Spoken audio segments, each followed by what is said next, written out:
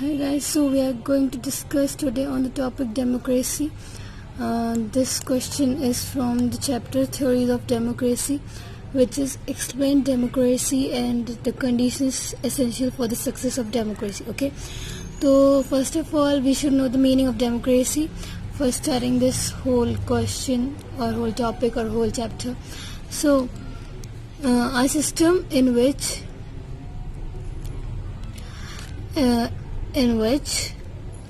government of a country is elected by the people.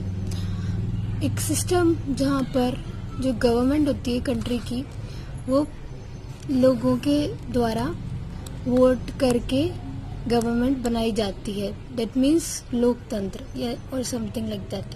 Okay, जो हम सारे मिलके वोट करते हैं और हमारी मेजोरिटी से एक गवर्नमेंट बनता है तो उसको हम डेमोक्रेटिक कंट्री या डेमोक्रेटिक गवर्नमेंट कहते हैं. तो हम सबसे पहले जान लेते हैं डेफिनेशंस ऑफ डेमोक्रेसी.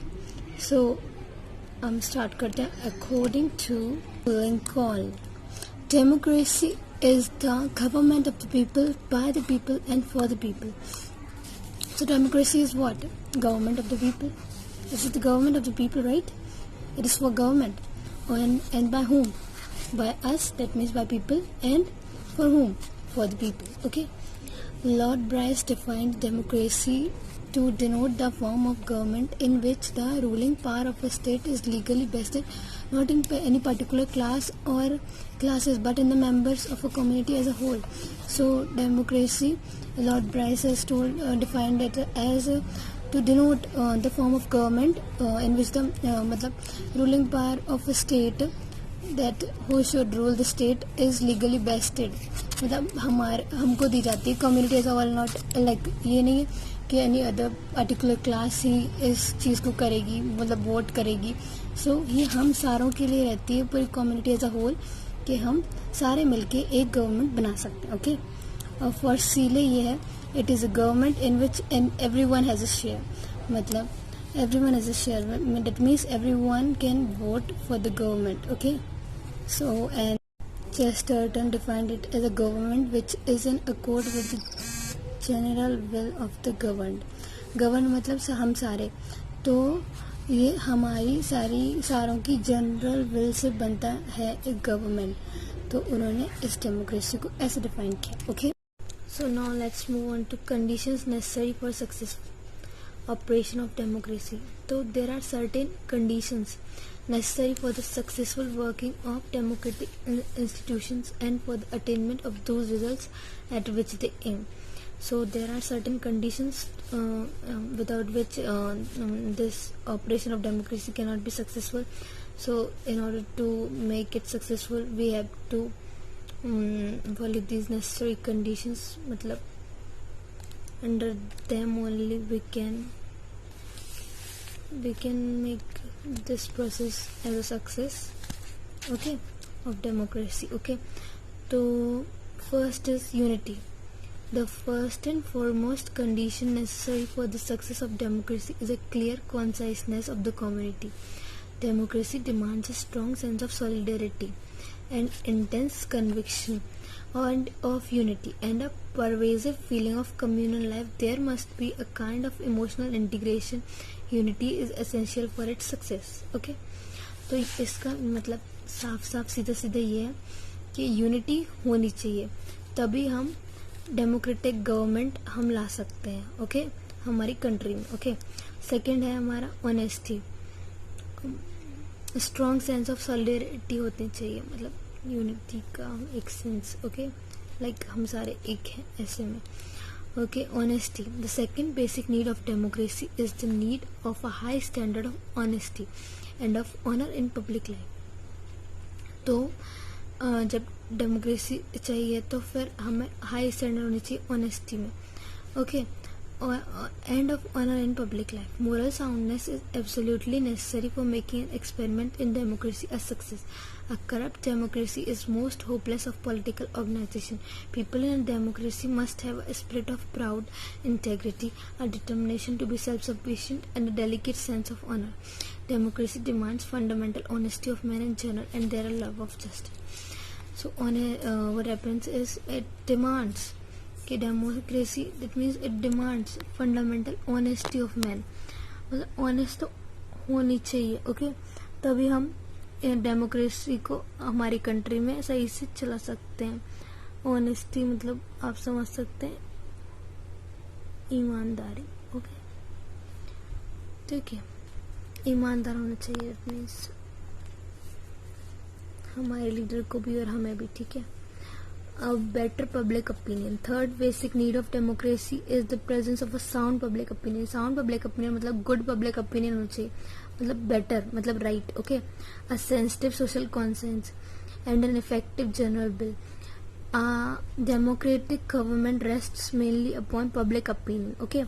सो अगर पब्लिक अच्छी नहीं होगी, बेटर उनका ओपिनियन नहीं रहेगा, तो वो गलत चूज कर लेगा, किसी गलत को अपनी गवर्नमेंट बना बैठेगा, तो उसी का नुकसान है। इसीलिए हमारा जो पब्लिक ओपिनियन रहना चाहिए वो सही रहना चाहिए। The brilliant Spanish writer Jose Ortega y Gasset says, never has anyone ruled on earth by basing his rule essentially on anything other than public opinion, okay. The formation of a sound public opinion is necessary for the success of democracy. तो we should have a sound, better public opinion, मतलब जो हमारे लिए right है वैसा public opinion होना चाहिए। Fourth, education. The fourth condition necessary for the success of democracy is a minimum standard of education. मतलब जो फोर्थ कंडीशन है जिस डेमोक्रेसी की सक्सेस की, वो है minimum standard of education. Education हम अगर नहीं होगी तो हम गलत ही डिसीजन लेंगे ज़्यादातर, मोस्टली हमारे chances. Illiteracy of the people is a great drawback for the furtherance of democratic society. तो फिर इलिटरेसी ही रीज़न है वाई ये डिसएडवांटेज हमें मिलता है कि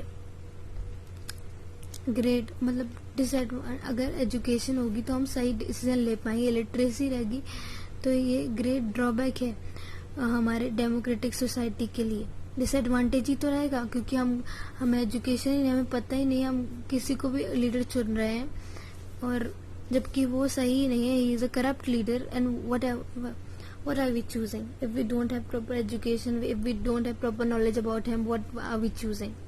Okay, so fifth, equal opportunity. The fifth important condition is that there must be equal opportunities for free expression of opinion and free discussion of issues. तो fifth condition है कि equal opportunity मिलनी चाहिए हम सारों को, हम अपना फ्रीली एक ओपिनियन रख पाए और फ्री डिस्कशन कर पाए इश्यूज के ऊपर, ठीक है। Okay, and the twin virtues of independence and tolerance rights field ने लिखा था, okay, necessarily express themselves in the habit of free discussion and can be developed only in such an atmosphere. Okay, nothing that we can call public opinion can develop if information and expression of opinion can come only from one source. Okay, तो हमें एक atmosphere create करना चाहिए जिसमें सब अपने freely अपना बात रख पाए, अपने सब कुछ फ्रीली खुद को एक्सप्रेस कर पाए। ओके, अगर वो वन साइड से आ रहा है तो वो कोई भी पब्लिक ओपिनियन मतलब कैन कम इट कैन ये हम सही मानेंगे नहीं डेमोक्रेटिक कंट्री के लिए। नथिंग डेट वी मतलब हम इसे पब्लिक ओपिनियन नहीं कह सकते अगर वो सिर्फ एक साइड से आ रहा है तो। ओके, तो हमारा सिक्स्थ है effective participation. The sixth important condition is that people must be genuinely interested in public affairs. The people must possess a highly developed political consciousness and a deep sense of civic responsibility. Unless the people maintain constant vigilance in respect of their rights, they are sure to lose their rights sooner or later. Eternal vigilance is the price of liberty. A highly alert and politically conscious electorate is essential for the success of democracy. Okay, so effective participation होना चाहिए सबका।